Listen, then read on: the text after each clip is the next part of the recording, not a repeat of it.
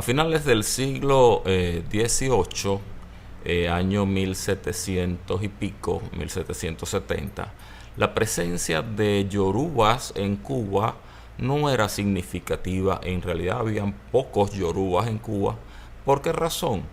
Porque Oyo, habíamos hablado la parte anterior, que los Oyo de cierta forma le daban protección a sus súbditos,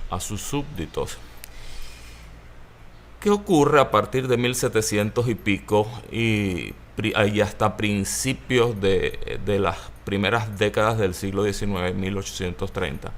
Se está cayendo Oyo. ¿Por qué se está cayendo Oyo? Oyo se está cayendo por las pugnas internas, por guerras y más guerras. O sea, están debilitados, el imperio se está debilitando.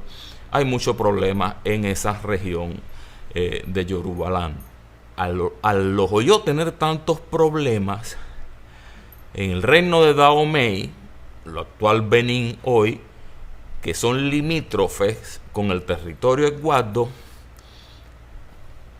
están haciendo incursiones al territorio Eguado y están tomando esclavos.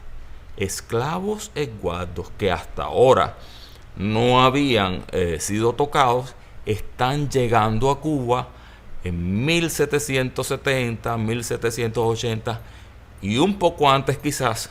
Esclavos eguados de origen eguado en Cuba, ya hay presencia de ellos. ¿Por qué? Porque ellos estaban muy preocupados con sus propios problemas que tenían con las tribus del norte, con los fulani, y ya tenían muchos problemas y no podían brindarles la protección que necesitaban toda la gente, pues allí los eguados. ¿Quiénes son las tribus estas de Dahomey, del reino de Dahomey? Esto es el actual Benín. Estos son los que conocemos como Arará. Y Arará es una palabra inventada en Cuba, porque Arará no existe. Existe una ciudad en Beni que se llama Ayadá, y de ahí venían los esclavos del reino Dahomey, o sea, de la gente de Dahomey. Y de ahí venían los que hoy en Cuba se consideran descendientes de Arará, venían precisamente de esa ciudad, Aladá. Y entonces eso se confundió allí y entonces ellos quedaron como Arará, pero los Arará como tal no existen. En 1830 Oyo cae. Oyo ya no es más el imperio. Oyo no es más el imperio. Y toda Yorubaland es absolutamente vulnerable a convertirse en esclavos. Y empieza a incrementarse en Cuba la presencia de esclavos cuyo origen era Yorubaland, pues los que llamamos Lucumí. ¿Por qué Lucumí? Amigo mío. Esa es la frase con los que saludaban los yorubas, y se quedaron así. En Cuba se le pusieron nombre a muchas cosas y se le puso el nombre de Lucumí a ese grupo de esclavos. Ellos significaban un poquísimo, bajísimo porcentaje antes de 1830, y ya en 1850 ya ellos eran el 33% de la cantidad de esclavos que había en Cuba. O sea que eran la tercera parte de los esclavos eran de origen yoruba, eran Lucumí. Hasta este momento la práctica religiosa se había mantenido de la forma en que ellos la hacían en Nigeria. Y la mayoría de la gente que había y toda la práctica que había alrededor de La Habana, en los campos, en las plantaciones, eso era Eguado. Era Eguado porque la presencia de Oyo aún no significaba nada. Entonces se practicaba algo muy parecido a lo que ellos hacían en su tierra natal, que era un culto más personal, un culto de comunidad, un culto para las casas, muy doméstico. Entonces se consagraba un orisha, para toda la comunidad, para la casa, para la familia, para la plantación. Un orisha para todos.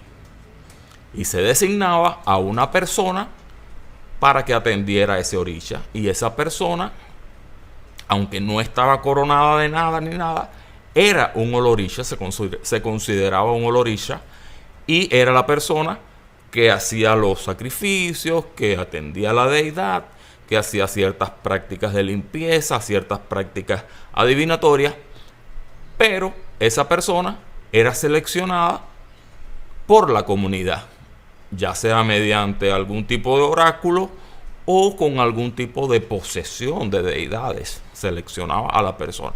Cuando esa persona moría, esa misma persona seleccionaba quién iba a heredar el cargo, la atención de ese orisha,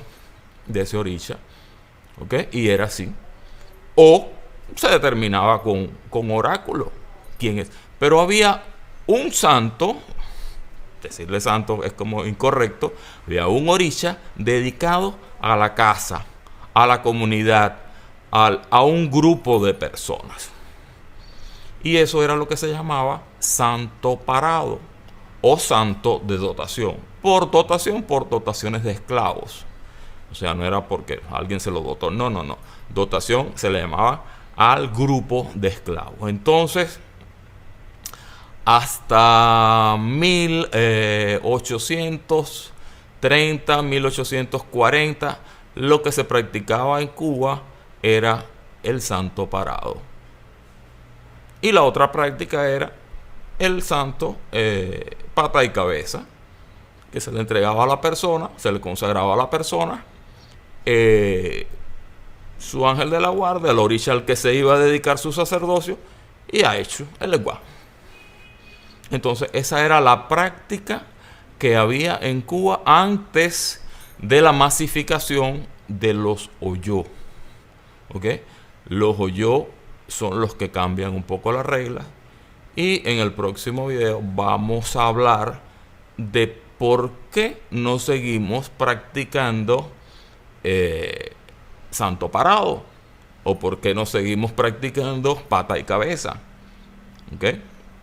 Y eso es un fenómeno que ocurre en la segunda mitad del siglo XIX, que tuvo lugar en La Habana. Se llamó la División de La Habana, y vamos a hablar de la División de La Habana para que sigamos entendiendo el porqué, el origen de todo este asunto. Entonces, con respecto a los esguardos, antes de 1850, toda la práctica religiosa que había en Cuba era esguardo, básicamente.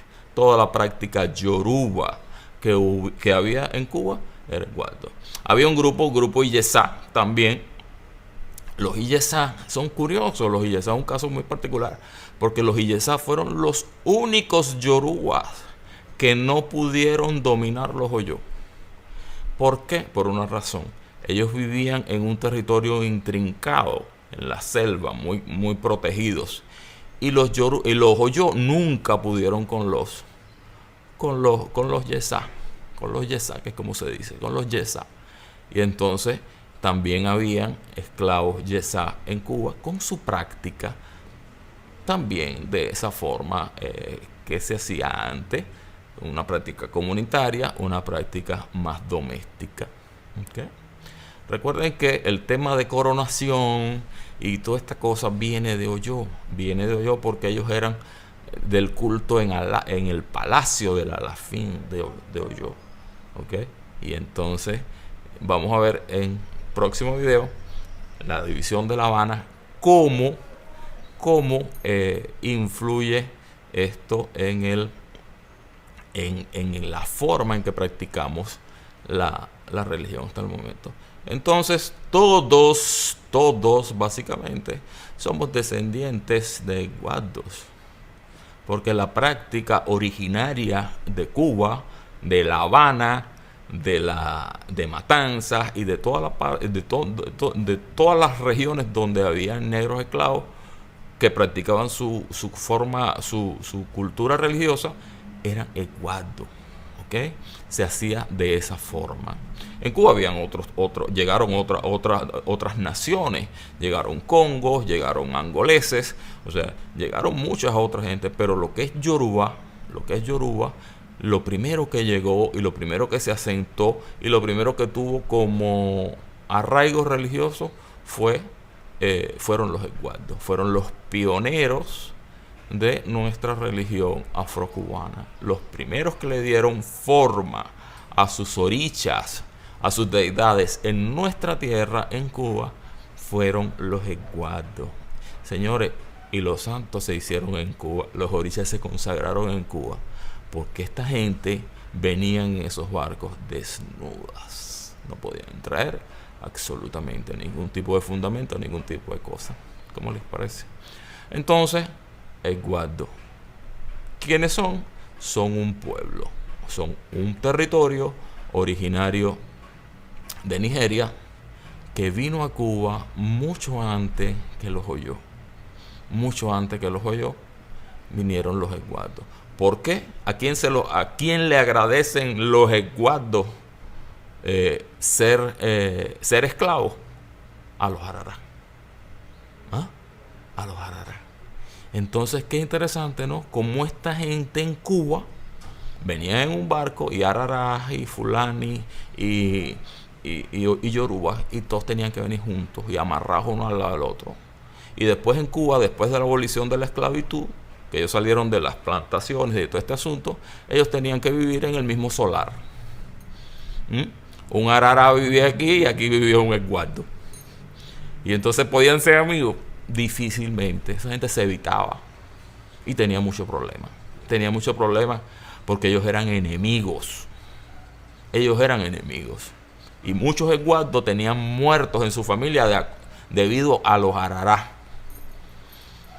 a las intrusiones a las aldeas esguardos por parte de los ejércitos arará, ¿verdad? Entonces, como nuestra cultura afrocubana que amamos tanto, que nos parece tan hermosa, tiene ese origen incluso violento, tiene un origen sangriento, tiene un origen de lágrimas, de dolor, de mucho sufrimiento. Entonces, nada, estos temas los quiero tratar para invocar un poco el respeto por nuestros ancestros y que conozcamos por qué moyumbamos, por qué hablamos de ancestros, ¿okay? Y que la moyumba no se convierta en un vacío. Que la moyumba tenga sentimiento, que la moyumba que hacemos antes de cualquiera de nuestros rituales tenga sentido. Ese es mi objetivo en realidad, ¿okay? A veces vemos muchos muchachos que aprenden muy rápido y no saben quién están hablando, no saben de quién están moyumbando y se saben todos los nombres y parecen que están nombrando el registro civil, ¿okay? Pero vacío. Nuestra religión es una religión de ancestros, es una religión que hace honor a los que ya partieron, a nuestra rama, a nuestra descendencia. Tenemos que conocer ese tipo de cosas, de dónde venimos, porque si no, no sabemos para dónde vamos. Entonces, hasta aquí este tema esguardo. ¿Quiénes fueron los esguardos? Próximo video, la división de La Habana. Interesantísimo el tema, también histórico, apasionante. ¿Quiénes fueron los bateros? Efuche, Lantuán. Las tres grandes iniciadoras, las tres grandes fundadoras de nuestra regla de 8. Los espero, no dejen de verlo. Suscríbanse al canal porque si no, no crecemos. Y si no crecemos, YouTube me limita muchísimas cosas. Si les gusta el video, denle like y activen esa campanita que hay por allí para que les notifiquen cuando hay nuevos videos. Estoy trabajando durísimo, de verdad, dedicándole muchísimo tiempo a este tema para que quede esto. Hasta aquí este video. Un abrazo. Los quiero muchísimo. Hasta luego.